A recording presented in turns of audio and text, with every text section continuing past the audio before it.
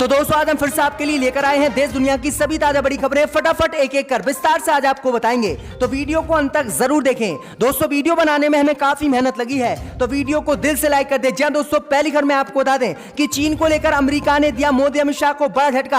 आकस गठबंधन में अमेरिका ने भारत को शामिल करने से किया इनकार। मोदी को दिया है अमेरिका ने बड़ा झटका। वहीं आपको बताएंगे दोस्तों की पीएम केयर फंड के पैसे को मोदी ने बताया अपने बाप की संपत्ति। कहा पीएम केयर फंड का पैसा सरकार का पैसा नहीं है। वहीं आपको बताएंगे दोस्तों की अमेरिका से लौटते ही प्रधानमंत्री मोदी तीनों कृषि कानून को कर सकते हैं रद्द। किसानों से भाजपा नेताओं ने की है मुलाकात। वहीं आपको बताएंगे दोस्तों की आजम खान के बेटे की विदाई की सुप्रीम कोर्ट ने आज कर दी रद्द। आजम खान के बेटे को सुप्रीम कोर्ट से नहीं मिली राहत। वहीं आपको बताएंगे दोस्तों की अमेरिका पर भड़के ईरान के नए राष्ट्रपति इब्राहिम रईसी देश पर लगाए गए प्रतिबंधों की युद्ध से कर दी तुलना। वहीं आपको बताएंगे दोस्तों की राहुल गांधी के समर्थन में उतरे राकेश टिकैत ने राहुल गांधी को बताया ठीक आदमी। कहा कांग्रेस को कमजोर करने के लिए दिन रात मेहनत कर रही है बीजेपी। तो सभी खबरों को आपको बताने वाले दोस्तों, वीडियो को लाइक कर चैनल को सब्सक्राइब कर दें। इसी बीच पर तो दोस्तों अगली खबर की ओर, तो चीन को लेकर अमेरिका ने मोदी को दिया बड़ा झटका। अमेरिका ने आकस गठबंधन में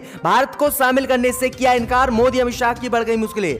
जी दोस्तों, आपको बता दें कि 4 दिवसीय दौरे पर प्रधानमंत्री मोदी अमेरिका पहुंच गए हैं। प्रधानमंत्री मोदी की अमेरिका में मौजूदगी के दौरान अमेरिका ने भारत को आज बड़ा झटका चीन को लेकर दिया है। दरअसल आपको बता दें कि हिंद प्रशांत क्षेत्र में चीन की घेराबंदी के लिए अमेरिका ने ऑस्ट्रेलिया ब्रिटेन के साथ मिलकर एक नया गठबंधन बनाया है, जिसका नाम अमेरिका ने आकस रखा है। वहीं आपको बता दें कि इस गठबंधन में अमेरिका ने भारत को शामिल करने से साफ इनकार कर दिया है। अमेरिका ने कहा है कि आकस गठबंधन में हम किसी भी कीमत पर भारत को शामिल नहीं करेंगे, जिसके बाद भारत को यह बड़ा झटका लगा है। दरअसल आपको बता दें कि चीन लगातार भारत पर हमले की तैयारी कर रहा है और मोदी सरकार चाहती थी कि अमेरिका के आकस गठबंधन में भारत को भी शामिल किया जाए, लेकिन अमेरिका ने मोदी के इस सपने पर पानी फेर दिया और साफ इनकार कर दिया कि हम इस गठबंधन में किसी भी कीमत पर भारत को शामिल नहीं करेंगे। तो ये बड़ी अपडेट आई दोस्तों कि मोदी अमेरिका में मौजूद भी हैं और अमेरिका में लगातार मोदी की जो है बेइज्जती अमेरिका कर रहा है। आपकी क्या राय इस खबर पे हमें कमेंट में जरूर बताएं।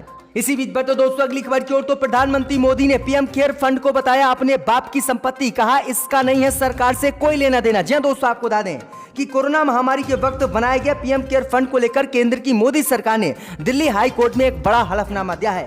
प्रधानमंत्री मोदी की तरफ से पीएम केयर फंड को लेकर कहा गया है कि पीएम केयर फंड भारत सरकार का फंड नहीं है और ये फंड मेरे खुद का फंड है। प्रधानमंत्री मोदी ने पीएम केयर फंड को अपना फंड बताया है। प्रधानमंत्री मोदी ने कहा है कि पीएम केयर फंड में जितना भी पैसा है वह सरकार का पैसा नहीं है, वह उनके खुद का है और सरकार को इस पीएम केयर फंड से कोई लेना देना भी नहीं होना चाहिए। दरअसल आपको बता दें कि जब कोरोना महामारी आई थी तो प्रधानमंत्री मोदी ने कोरोना महामारी से निपटने के लिए देश की जनता से दान मांगा था और पीएम केयर फंड बनाया था और लोगों से अपील की थी कि पीएम केयर फंड में सहयोग करें, इसमें दान करें, जिससे हम लोगों की जानें बचा सके। लेकिन आपको बता दें कि कोरोना महामारी और जान बचाने में मोदी सरकार तो विफल रही, लेकिन अरबों खरबों रुपये का पीएम केयर फंड में पैसा इकट्ठा हो गया। लेकिन अब प्रधानमंत्री मोदी ने इस पीएम केयर फंड के पैसे को अपना पैसा बताया है और कहा है कि यह सरकार का पैसा नहीं है, सरकार से इसे कोई लेना देना नहीं होना चाहिए। तो ये बड़ी अपडेट आई दोस्तों कि पीएम केयर फंड में जो अरबों खरबों का रुपया है वो प्रधानमंत्री मोदी का है और प्रधानमंत्री मोदी ने यह साफ ऐलान आज कर दिया है। इसी बीच पर तो दोस्तों अगली खबर की ओर, तो उत्तर प्रदेश में चुनाव से पहले तीनों कृषि कानून वापस ले सकती है मोदी सरकार। जी दोस्तों, आपको बता दें ये बड़ी खबर सामने निकल कर आई दोस्तों कि कृषि कानून के विरोध में पिछले 1 साल से दिल्ली सहित उत्तर प्रदेश की सीमाओं पर किसानों का आंदोलन जारी है। किसान लगातार मोदी सरकार से तीनों नए कृषि कानूनों को रद्द करने की मांग कर रहे हैं। इस बीच खबर सामने निकल कर आई दोस्तों कि भाजपा नेताओं ने संकेत दिए हैं कि उत्तर प्रदेश विधानसभा चुनाव से पहले केंद्र की मोदी सरकार तीनों नए कृषि कानूनों को वापस ले सकती है। प्रधानमंत्री मोदी के अमेरिकी दौरे के बाद एमएसपी पर कानून मोदी सरकार बना सकती है और किसानों की फसलों के दाम बढ़ा सकती है और किसानों की कई मांगे सरकार मान सकती है। तो ये बड़ी अपडेट आई दोस्तों कि प्रधानमंत्री मोदी के अमेरिका से लौटने के बाद मोदी सरकार तीनों कृषि कानूनों पर कुछ बड़ा ऐलान कर सकती है।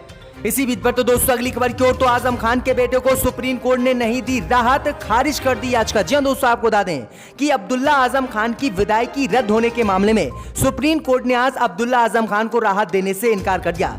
सुप्रीम कोर्ट ने इलाहाबाद हाई कोर्ट के फैसले को बरकरार रखते हुए अब्दुल्ला आजम खान की रिट याचिका को आज खारिज कर दिया है। मालूम हो कि वर्ष 2017 में विधानसभा चुनाव के दौरान स्वार टांडा विधानसभा सीट से सपा सांसद आजम खान के छोटे बेटे अब्दुल्ला आजम खान चुनाव लड़े थे और चुनाव में भारी मतों मतों से वह जीते भी थे, लेकिन उनका चुनाव विवाद में आ गया। दूसरे नंबर पर रहे नवाब काजिम अली उर्फ नावेद मियां ने आरोप लगाया था कि चुनाव के समय अब्दुल्ला आजम खान की उम्र 25 साल से कम थी और उन्होंने फर्जी कागजात बनवाकर चुनाव लड़ा, जिस मामले पर इलाहाबाद हाई कोर्ट ने रिट याचिका दाखिल की थी और इलाहाबाद हाई कोर्ट ने आजम खान के बेटे की विदायगी को रद्द कर दिया था, जिसके खिलाफ वह सुप्रीम कोर्ट गए थे। लेकिन आज सुप्रीम कोर्ट ने भी उनकी विदायगी को रद्द कर दिया है और राहत देने से साफ इनकार कर दिया और आजम खान के बेटे अब्दुल्ला आजम खान की रिट याचिका को सुप्रीम कोर्ट ने खारिज कर दिया। तो ये बड़ी अपडेट आई दोस्तों कि आजम खान पर जो आरोप लगाए थे वह सिद्ध साबित हुए हैं। इसी बीच पर तो दोस्तों अगली खबर की ओर तो अमेरिका पर भड़के ईरान के नए राष्ट्रपति इब्राहिम रईसी देश पर लगाए गए प्रतिबंधों की युद्ध से की तुलना। जी दोस्तों, आपको बता दें कि ईरान के नए राष्ट्रपति इब्राहिम रईसी ने अमेरिका द्वारा उनके देश पर लगाए गए प्रतिबंधों की तुलना युद्ध से की है। रईसी ने प्रतिबंधों की आलोचना करते हुए मंगलवार को कहा कि यह युद्ध एक तरीके का है। संयुक्त राष्ट्र की महासभा में संबोधन के दौरान उन्होंने कहा कि अमेरिका ने जो हमारे ऊपर प्रतिबंध लगाए हैं उसके कारण हमारी अर्थव्यवस्था खराब हो रही है और हमें काफी नुकसान हो रहा है, जिसका सीधा असर देश की जनता पर पड़ रहा है और देश के लोग लगातार गरीब हो रहे हैं। इसलिए अमेरिका हमारे ऊपर से प्रतिबंध हटाए, क्योंकि अमेरिका की सीधी औकात नहीं है जो हमसे युद्ध लड़ सके, इसलिए हमें बर्बाद करने के लिए अमेरिका लगातार हम पे प्रतिबंध लगा रहा है। तो ये बड़ी अपडेट आ रही दोस्तों की बहुत बुरी तरह से ईरान के राष्ट्रपति अमेरिका पर भड़क गए हैं। इसी बीच पर तो दोस्तों अगली खबर की ओर तो गौरक्षा, संस्कृत और संस्कृति की रक्षा को आगे आए धार्मिक संस्थाएं। सीएम योगी आदित्यनाथ ने की अपील। जी दोस्तों, आपको बता दें कि उत्तर प्रदेश के मुख्यमंत्री योगी आदित्यनाथ ने सभी हिंदू धार्मिक संस्थाओं से आह्वान किया है कि वे गौरक्षा, संस्कृत व संस्कृति की रक्षा के लिए आगे आए। मुख्यमंत्री योगी आदित्यनाथ ने कहा है कि इसमें सरकार पूरा सहयोग करेगी। जी हाँ दोस्तों, आपको बता दें कि आगे योगी आदित्यनाथ ने कहा है कि भारत और भारतीय संस्कृति को बचाने के लिए हर भारतीय को तैयार रहने का संदेश भी दिया है। दरअसल आपको बता दें कि उत्तर प्रदेश के मुख्यमंत्री योगी आदित्यनाथ ने कहा है कि भारत में हिंदू धर्म खतरे में है, संस्कृति खतरे में है और इसे बचाने के लिए उत्तर प्रदेश सहित पूरे देश के युवाओं को आगे आना चाहिए और सरकार उनके साथ है। इस बीच आपको बता दें कि उत्तर प्रदेश के मुख्यमंत्री योगी आदित्यनाथ ने कहा है कि जो गाय सड़कों पर घूम रही है अगर उन्हें पालता है तो उन पालने वाले लोगों को 900 रुपए प्रति महीना उत्तर प्रदेश सरकार देगी और गाय का दूध व अन्य सभी उत्पाद उसी व्यक्ति के हिस्से में आएंगे। तो ये बड़ी अपडेट आ रही दोस्तों कि उत्तर प्रदेश के मुख्यमंत्री योगी आदित्यनाथ ने यह बड़ा बयान गाय को लेकर आज दिया है। इसी बीच पर तो दोस्तों अगली खबर की ओर तो केरल में लव जिहाद का मुद्दा उठाएगी भाजपा, चर्च के प्रमुखों से बात करेंगे प्रधानमंत्री मोदी। जहां दोस्तों आपको बता दें ये बड़ी खबर सामने निकल कर आई दोस्तों कि केरल में नारकोटिक्स जिहाद को लेकर एक बार फिर से भाजपा चर्चा में है। दरअसल आपको बता दें कि केरल के एक चर्च के पादरी ने पिछले दिनों एक बयान दिया था और कहा था कि केरल में हिंदू और ईसाई लड़कियों को मुस्लिम लड़के फंसा रहे हैं और उनका धर्म परिवर्तन करा रहे हैं, जिससे नारकोटिक्स जिहाद फैला है और इन लड़कियों को आतंकवादियों में जो है मुस्लिम लड़के शामिल करा रहे हैं। इसी को लेकर अब केंद्र की मोदी सरकार सहित भाजपा ने इसे चुनावी एजेंडा बना लिया है। दरअसल आपको बता दें कि यूपी सहित 5 राज्य में केरल के इस मुद्दे को बीजेपी चुनाव में उठाएगी। चर्चा ये है कि चर्च के प्रमुखों से प्रधानमंत्री मोदी आने वाले 2-4 दिनों में बातचीत भी करने वाले हैं और केरल में जो लव जिहाद का मुद्दा भाजपा उठा रही है उसे केंद्रित करेंगे। तो किस तरह से चुनाव आते ही भाजपा ने लव जिहाद, हिंदू मुसलमान का षड्यंत्र रचना शुरू कर दिया है। इसी बीच पर तो दोस्तों अगली खबर की ओर तो तालिबान के खुलकर समर्थन में उतरा चीन, सभी देशों से प्रतिबंध हटाने की अपील। जी दोस्तों, आपको बता दें ये बड़ी खबर सामने निकल कर आई दोस्तों कि अफगानिस्तान पर G20 की वर्चुअल मीटिंग में चीन ने एक बार फिर से खुलकर तालिबान का समर्थन कर दिया है और सभी देशों से कहा है कि तालिबान पर जो प्रतिबंध देशों ने लगाए हैं उन्हें तत्काल हटाया जाए। दरअसल आपको बता दें कि चीन ने कहा है कि आर्थिक प्रतिबंध खत्म तालिबान पर होने चाहिए, अफगानिस्तान पर विभिन्न एक तरफा प्रतिबंध जल्द से जल्द देश हटाएं।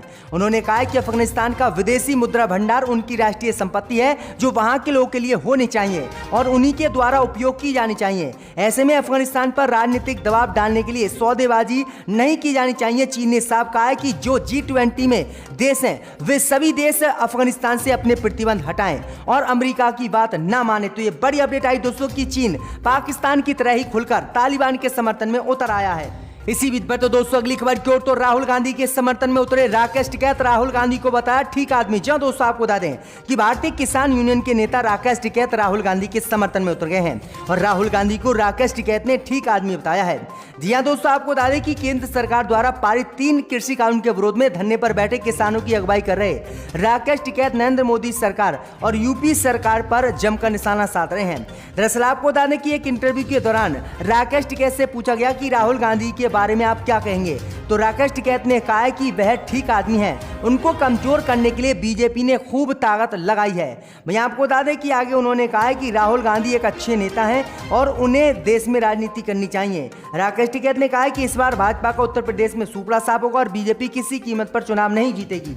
इसी बीच बढ़ते दोस्तों अगली खबर की ओर, तो शिवसेना ने बीजेपी पर साधा निशाना, कहा गैर बीजेपी शासित राज्यों के राज्यपाल दुष्ट हाथी की तरह। जी हां दोस्तों, आपको बता दें कि शिवसेना ने अपने मुखपात्र सामना में एक बार फिर से केंद्र की मोदी सरकार पर बड़ा हमला बोला है। दरअसल आपको बता दें कि शिवसेना ने कहा है कि गैर भाजपा शासित राज्यों के राज्यपाल दुष्ट हाथी की तरह व्यवहार सरकारों से कर रहे हैं।